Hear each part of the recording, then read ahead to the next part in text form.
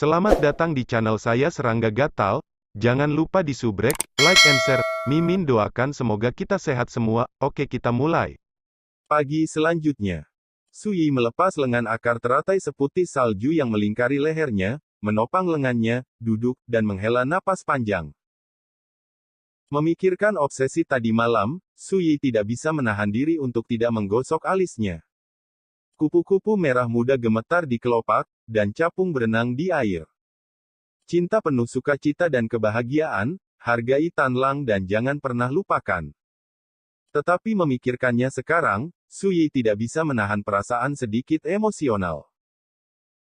Sisiran bangun, dan setelah mandi, Sui berjalan keluar dari paviliun Mingkuan, dan melihat puncak gunung, awan mengepul dan awan meledak menjadi gelombang, dan ketika Anda melihat sekeliling, matahari pagi menaburkan di laut dari awan seperti emas yang pecah. Hati bergoyang, segar. Daoyo Uning tidak tidur nyenyak semalam. Sui melihat Ning Xiyu sedang duduk di depan pohon pinus, menguap dan terlihat lelah. Mendengar ini, wajah cantik Ning Xi yang polos dan naif menunjukkan sedikit rasa malu, dan berkata, "Rekan Taois, saya pikir Anda dapat beristirahat di sekitar paviliun Mingkuan ini di masa depan. Siapkan susunan kedap suara yang berat. Untungnya, saya adalah satu-satunya orang yang tinggal di dekatnya tadi malam. Jika ada orang lain yang mendengar." Sui tertegun sejenak, dan kemudian dia merasakan arti kata-kata itu, dia tidak bisa menahan diri untuk tidak mengangguk dengan serius, dan berkata, "Aku mengabaikan ini, aku akan lebih memperhatikan lain kali." Segera, dia menggelengkan kepalanya diam-diam, tidak berani berbicara lebih banyak tentang hal-hal yang menarik dan ambigu, dan dengan cepat mengubah topik pembicaraan, dengan mengatakan, "Rekan Taois, tungku pil yang Anda inginkan sudah siap." Selama perjamuan tadi malam, Sui menyebutkan bahwa dia perlu membuat sepanci pil obat, dan Ning Xi segera mengeluarkan kuali obat yang telah berharga selama bertahun-tahun. Bagus. Sui mengangguk. Sejak hari ini, Sui telah berkultivasi di Akademi Tianyuan, mengabaikan dunia luar. Di waktu luangnya, dia akan menginstruksikan Wen Lingsui, Cha Jin dan yang lainnya dalam latihan mereka, tetapi sebagian besar waktunya dihabiskan untuk memperbaiki pil obat, formasi, jimat rahasia. 3 hari kemudian, Sui membuka tungku untuk membuat pil di depan paviliun Mingkuan. Sebanyak 49 jenis obat spiritual kelas 5 adalah bahan utama, dan 72 jenis obat spiritual kelas 4 digunakan sebagai bahan tambahan. Forging Thousand Flowing Pills, menarik vitalitas langit dan bumi untuk membantu menyalakan api. Akhirnya, setelah 3 jam penuh pemurnian, kumpulan, 2 instrumen dan 9 pil pemurnian, berhasil disempurnakan. Ning Xiji, Cha Jin, dan yang lainnya kagum dengan penglihatan itu, seperti keajaiban. Ketika tungku dibuka, total 33 pil Liang Yi Jiu King diperoleh, yang sebesar telur merpati, setengah jernih dan setengah keruh. Sui menyimpan 15 potong untuk dirinya sendiri, dan sisanya diberikan kepada Ning Xiji dan yang lainnya. Menurut tingkat kultivasinya saat ini, dia menelan 1 pil sehari, dan setelah 15 hari, itu sudah cukup untuk meredam ranah sekte bela diri bawaan ke titik kesempurnaan yang luar biasa. 7 hari kemudian, bagian dalam pegunungan 90 mil jauhnya dari Gunung Akiba. Puncaknya seperti semburan, mengosongkan. Sui, yang berdiri di puncak Gunung Yuping, menjulang di langit, berdiri di tanah. Ke atas. Dengan lambaian jubah lengan bajunya, di masing-masing dari 72 area Gunung Yuping, termasuk kaki gunung, lereng gunung, dan puncak gunung, pelangi yang mempesona naik ke langit, bersinar terang. Ledakan. 72 pelangi ilahi terhuyung-huyung dalam kehampaan, mencerminkan pola rune seperti air terjun. Kota. Saat Sui mengepalkan tangannya, formasi besar yang memenuhi langit seperti air pasang, menghilang ke setiap inci Gunung Yuping. Nama formasi ini adalah 5 elemen Suanyan, dengan kekuatan rotasi 5 elemen sebagai dasar dari formasi jimat, ia membawa kekuatan gunung dan sungai, dan memperoleh rahasia Zousu. Sui meletakkan tangannya di punggungnya, ekspresi kepuasan muncul di matanya, dan berkata, jika dia bekerja dengan seluruh kekuatannya, dia dapat dengan mudah membunuh kultivator Yuan Dao, yaitu, kultivator hebat Lingdao ada di sini, tanpa membayar harga yang mahal. Pada harga itu, aku bahkan tidak bisa berpikir untuk menghancurkan formasi ini. Di satu sisi, Ning Xijia terkejut. Dia tidak tahu, untuk memperbaiki formasi ini, akhir-akhir ini, Su Yi hampir menyempurnakan semua materi ilahi di tubuhnya, dan ketika menyempurnakan bendera formasi, dia berusaha keras untuk itu.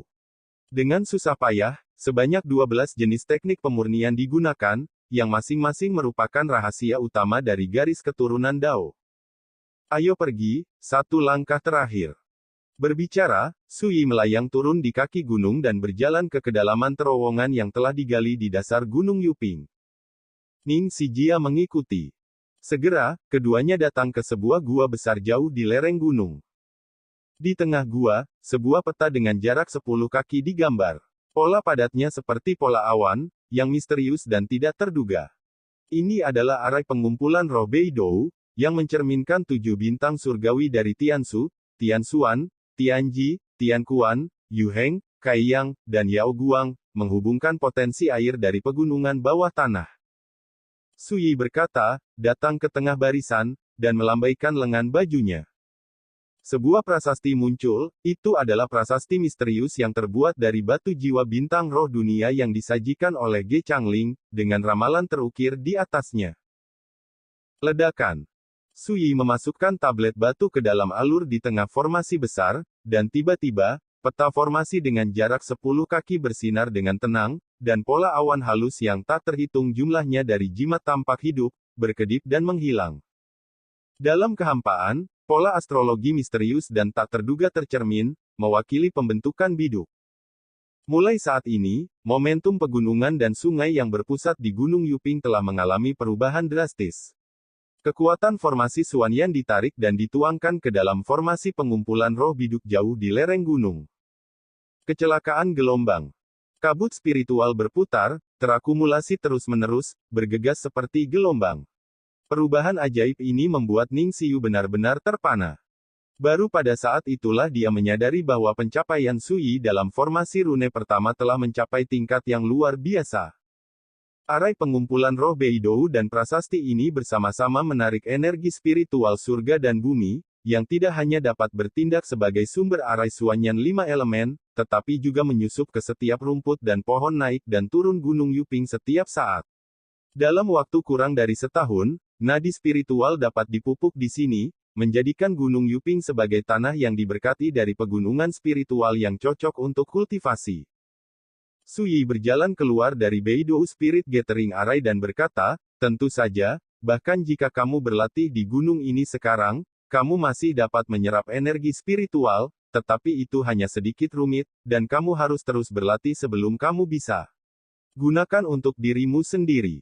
Ning Xi menatap Su Yi dengan pandangan kosong sejenak, dan kemudian berkata dengan emosi, kamu benar-benar dewa. Metode seperti itu, tulisan tangan seperti itu, melihat dunia, berapa banyak orang yang bisa melakukannya. Su Yi menggelengkan kepalanya dan berkata, metode ini bukan apa-apa. Di kehidupan sebelumnya, dia dapat mengubah dunia dengan satu klik, mengubah gunung dan sungai biasa ini menjadi surga tingkat atas. Untuk tata letak seperti itu saat ini, dibutuhkan banyak bahan ajaib. Paling-paling, Gunung Yuping hanya bisa dianggap sebagai tanah harta karun yang cocok untuk para biksu Yuan Dao berlatih. Ketika mereka berbicara, keduanya berjalan keluar dari lereng gunung dan datang ke dunia luar.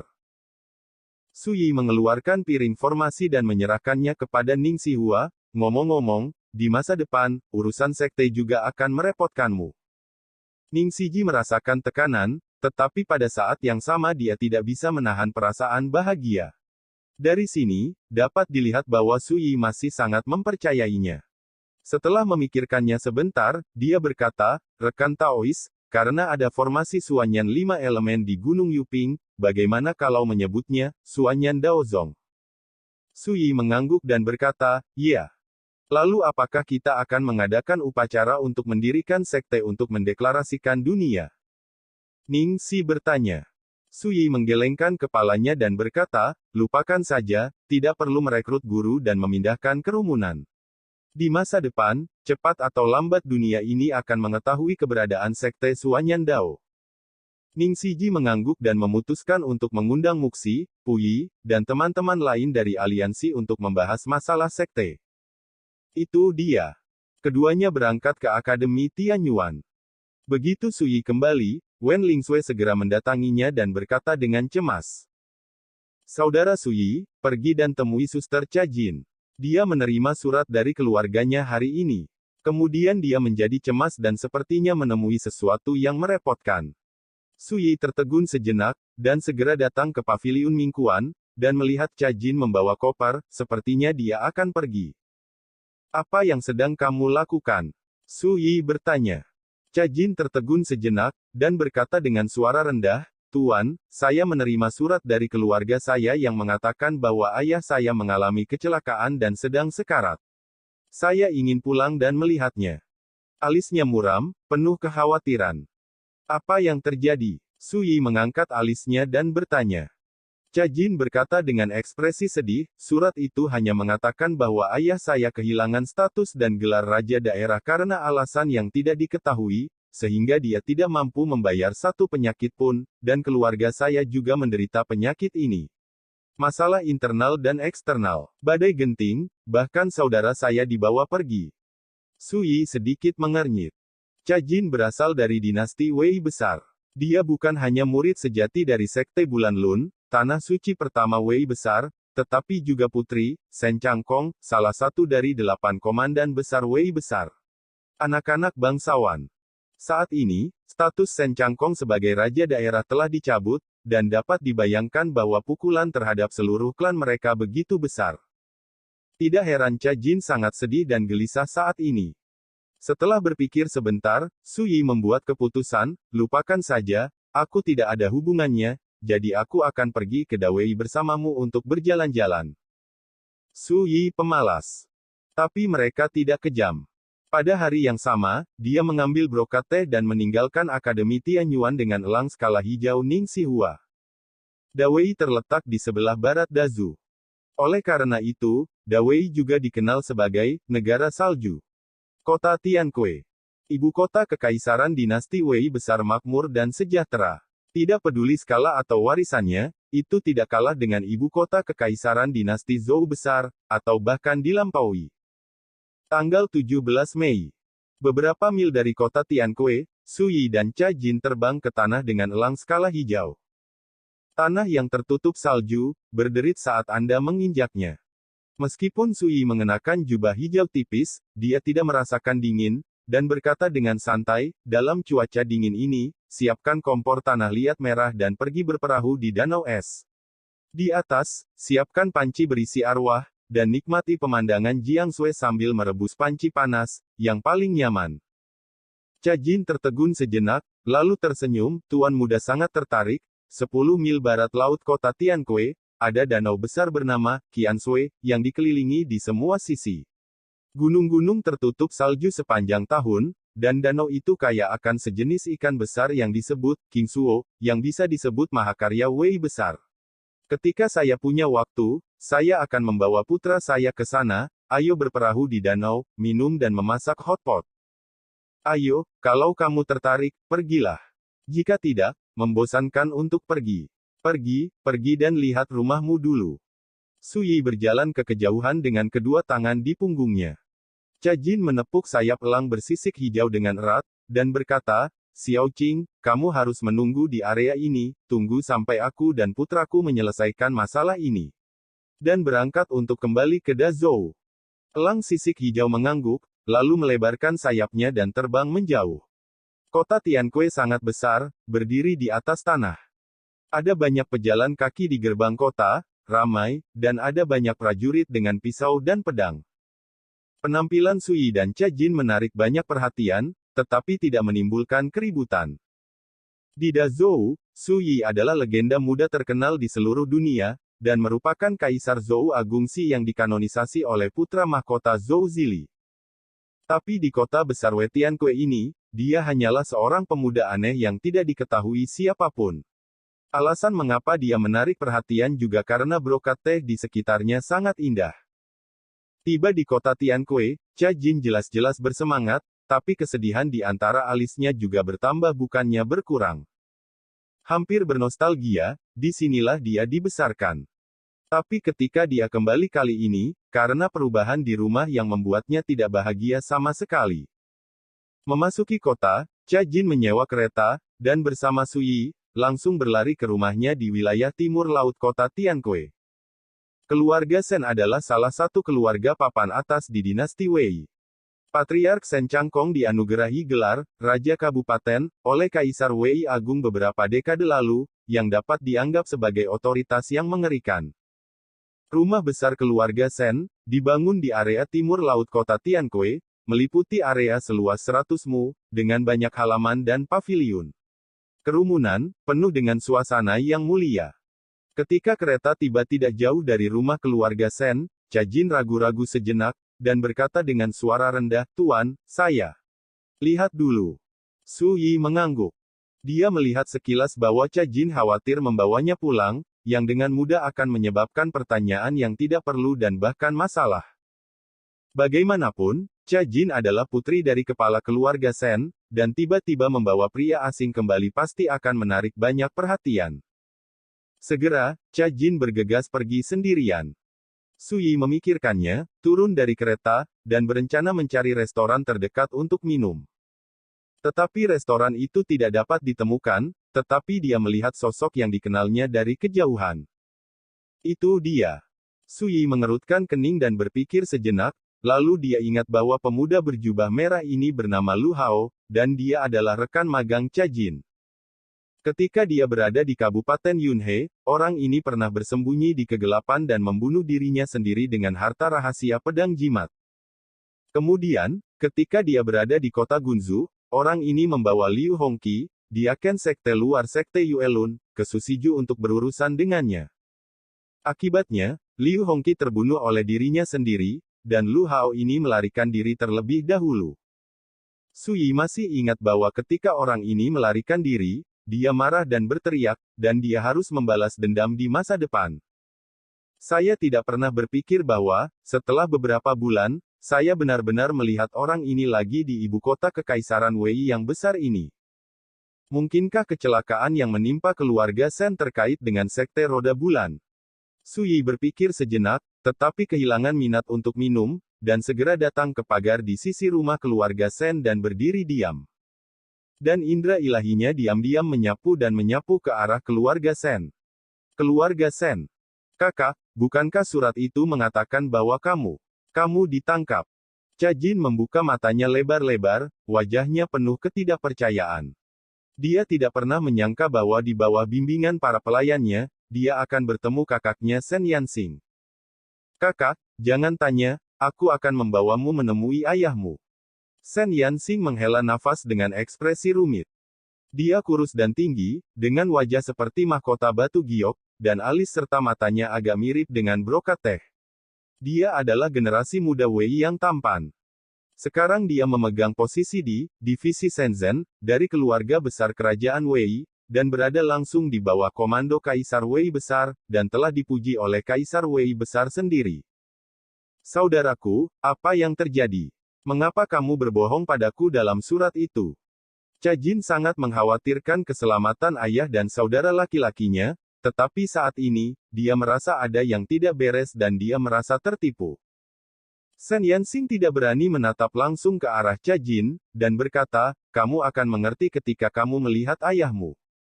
Berbicara, berbalik dan berjalan menuju ruang diskusi keluarga Shen. Ti Jin penuh dengan keraguan, tapi dia mengikuti.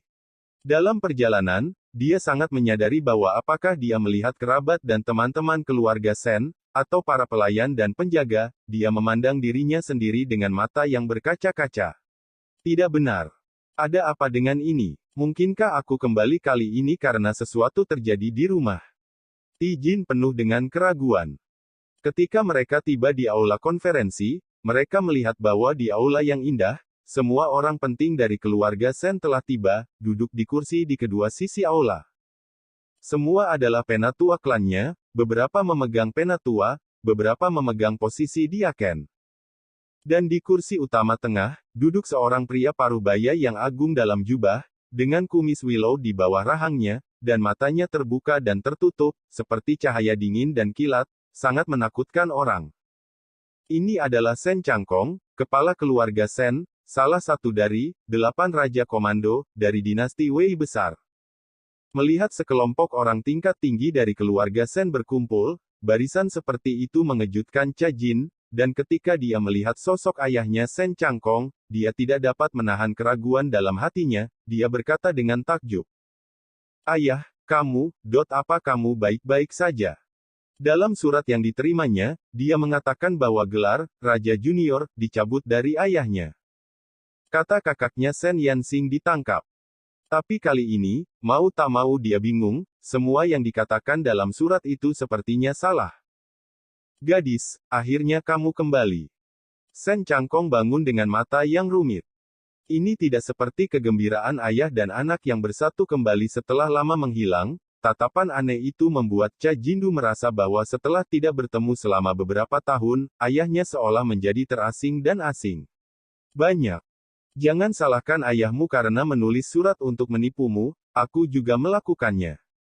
Sen Changkong menghela nafas pelan, duduk kembali di kursinya, dan berkata, untungnya, kamu kembali, jika tidak, keluarga Sen kami takut menderita bencana. Bencana. Cha Jin menjadi semakin bingung, di wilayah Wei yang hebat ini, siapa yang berani mengancam keluarga Sen kita seperti ini? Ayah, apa yang terjadi? Kenapa aku semakin bingung? Sen Changkong terdiam sesaat, lalu berkata, gadis, jangan tanya lagi, saya hanya bisa mengatakan, sekarang hanya Anda yang bisa menyelamatkan keluarga Sen kami. Berbicara, jejak kepahitan muncul di alisnya, dan berkata kepada seorang lelaki tua yang duduk di samping, Penatua, terserah Anda. Orang tua itu mengenakan jubah Cina, dengan rahang burung layang-layang dan kumis harimau, mata seperti elang, dan namanya Sen Sanzong. Mendengar ini, dia menatap Cha Jin dan berkata dengan sungguh-sungguh, nak, sekarang keluarga Sen kita menghadapi bencana, aku hanya bertanya padamu, sebagai anggota keluarga Sen, jika kamu memiliki kemampuan untuk menyelamatkan nyawa seluruh klan. Bisakah kamu menyimpannya? Cha Jin berkata tanpa ragu, simpan. Sen San menunjukkan sedikit kelegaan, dan berkata, kalau begitu saya akan bertanya lagi, jika Anda menyelamatkan nyawa semua orang di klan kami, Anda harus mengorbankan hidup Anda sendiri. Bukan. Apakah Anda mau? Begitu kata-kata ini keluar, semua mata di aula langsung menoleh ke Cha Jin, hanya Sen Changkong dan Sen Yansing yang tampak malu dan tidak berani menatap Cha Jin. Cha Jin tertegun sejenak, lalu bertanya dengan bingung, mengorbankanku, bisakah kamu menyelamatkan seluruh klan? Penatua Sen San mengangguk dan berkata, ya. Jika bukan karena ini, kami tidak akan menulis surat untuk meminta Anda kembali, karena hidup dan mati seluruh klan kami sekarang dipertaruhkan. Itu pilihanmu sendiri. Cha Jin merasa semakin bersalah, hatinya berat, dan tanpa sadar dia menatap ayah dan saudara laki-lakinya, tetapi mendapati bahwa keduanya menghindari tatapannya. Jangan lihat dia. Ini membuat hatinya bergidik, tangan dan kakinya dingin. Ada apa, bahkan ayah dan kakaknya kejam, bahkan sampai mengorbankan nyawaku. Bagaimana mereka bisa begitu kejam dan tidak berperasaan? Mengambil napas dalam-dalam, Cha Jin melihat kembali ke Penatua Agung Sen Sanzong dan berkata, Penatua Agung, bagaimana jika saya tidak setuju? Tiba-tiba ada keributan di antara penonton. Wajah Sen Sanzong juga tenggelam, dan berkata, gadis, dibandingkan dengan kehidupan seluruh klan, mengapa kamu tidak bisa dianiaya sendiri? Apakah kamu benar-benar ingin menonton ayah, saudara laki-laki, kerabatmu, dan teman-teman, dan seluruh klan, semuanya menderita? Dia tampak megah, matanya tajam, dan dia menakutkan.